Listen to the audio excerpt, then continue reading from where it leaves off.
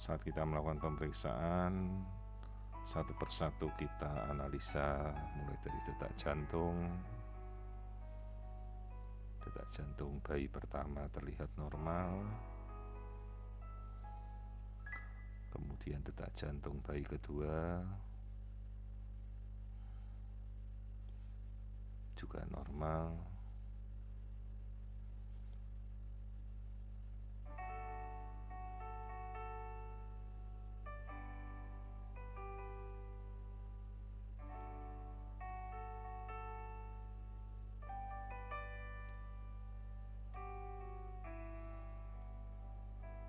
kemudian kita bandingkan keduanya dari ukuran.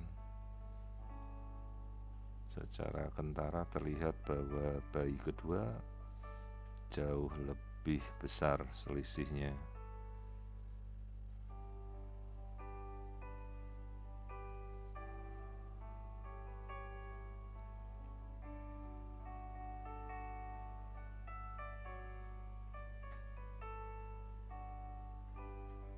Janin pertama panjang 5,2, janin kedua panjangnya 6,9. Jadi perbedaannya hampir seminggu. Jadi perbedaan ini bisa terjadi pada bayi non-identik karena dari dua embrio yang dimasukkan mengalami masa pertumbuhan yang berbeda perkembangannya.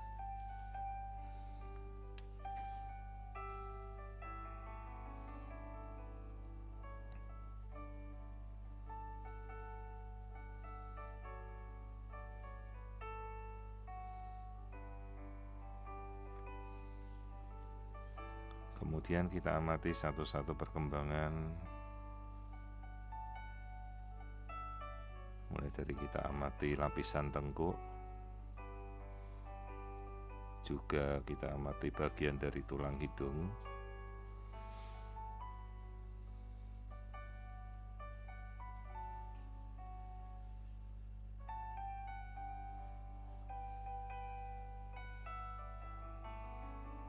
yang kita pergunakan untuk mengamati jika ada kelainan seperti Down syndrome.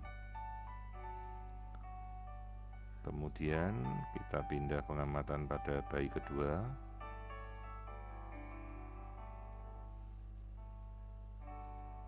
Terlihat sekat pemisah antara keduanya yang tebal, artinya janin ini jelas tidak identik dengan memiliki dua ari-ari yang berbeda.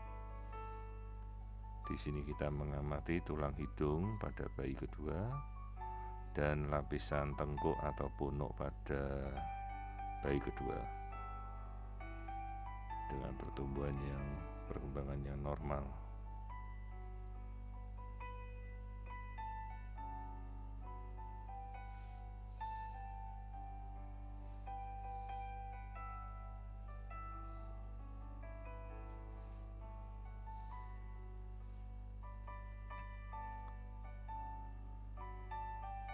Pemeriksaan kita kemudian amati lapisan otak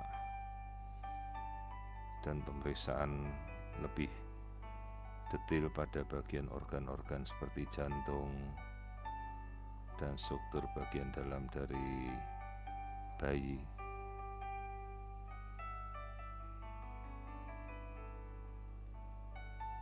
Namun pada saat kita mengamati bayi pertama, di sini baru kita lihat ternyata lapisan tengkuknya cukup tebal.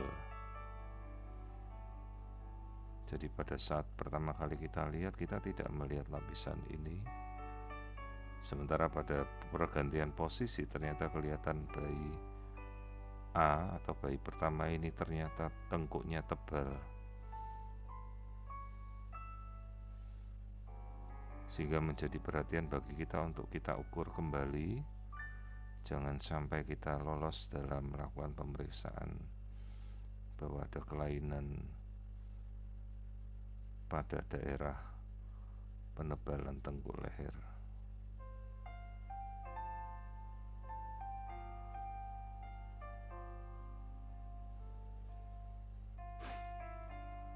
Dan saat kita ukur ulang bagian punuk ini, ternyata ketebalannya mencapai 3,3 mili. Dengan batas penebalan 2,5 mili, ini jauh di atas rata-rata.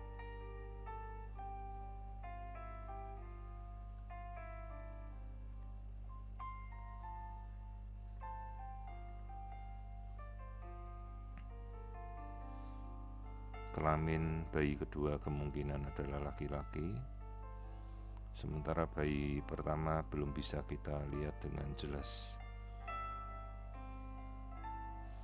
Pada bayi kembar non-identik bisa saja keduanya berbeda gender atau jenis kelamin. Sekali lagi, yang kita amati pada bagian tengkuk yang kita curigai cukup tebal, sehingga perlu kita inform konsen pada orang tua, karena bisa saja meskipun bayi ini kembar, membawa genetika berbeda dari masing-masing, dan marker yang menunjukkan ketebalan pada daerah punuk berhubungan dengan kelainan genetika bisa saja terjadi, sehingga kita anjurkan untuk melanjutkan pemeriksaan genetik untuk kita cari apakah ada kelainan genetik yang mungkin menyertai pada kehamilan kembar ini.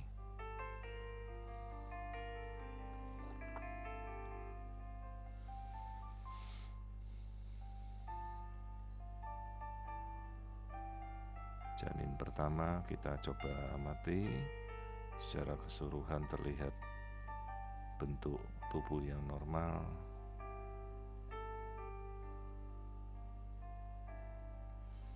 Kemudian kita coba tampilkan keduanya.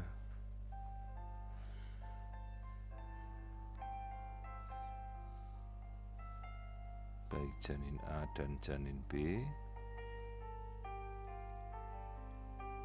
Terlihat gerakannya cukup aktif.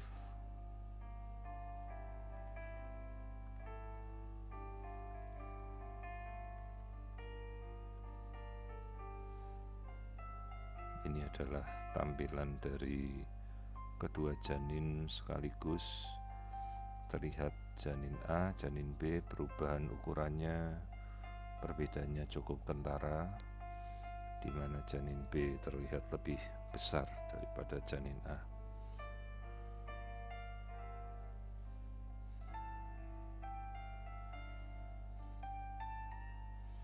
Jadi ini adalah kembar non-identik dengan selisih pertumbuhan seminggu, di mana pada janin A kita mendapatkan penebalan tengkuk yang harus kita amati dengan lebih teliti, karena bisa saja sebuah kelainan genetika menyertai salah satu janin tanpa kita bisa memilih, menentukan